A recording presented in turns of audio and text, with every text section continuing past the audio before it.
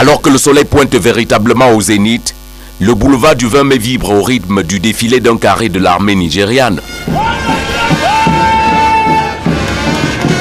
Il est 10h45, c'est le temps de la slow march nigériane, un moment de solidarité militaire qui rappelle le règlement pacifique et définitif du conflit frontalier de Bakassi.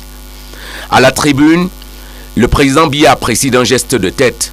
C'est l'une des grandes innovations de la 41e édition de la fête de l'unité, le moment le plus important du défilé militaire qui ouvre la parade du bien nommé boulevard du 20 mai.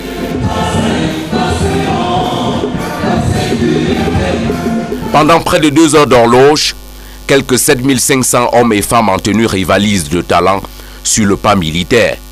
La gendarmerie nationale, les armées de terre et de l'air, la marine nationale, la police, les administrations pénitentiaires et douanières ainsi que les anciens combattants se livrent à une grosse démonstration de force dissuasive par rapport à ce que les experts en question de défense qualifient de menaces asymétriques potentielles. Midi 15, le show militaire cède place à la parade civile. Après le défilé des établissements scolaires et celui des institutions de l'enseignement supérieur, les partis politiques peuvent entrer dans la danse pour une démonstration de force politique qui rappelle que nous sommes bel et bien en année électorale au Cameroun. « 14h, fin de l'immense parade.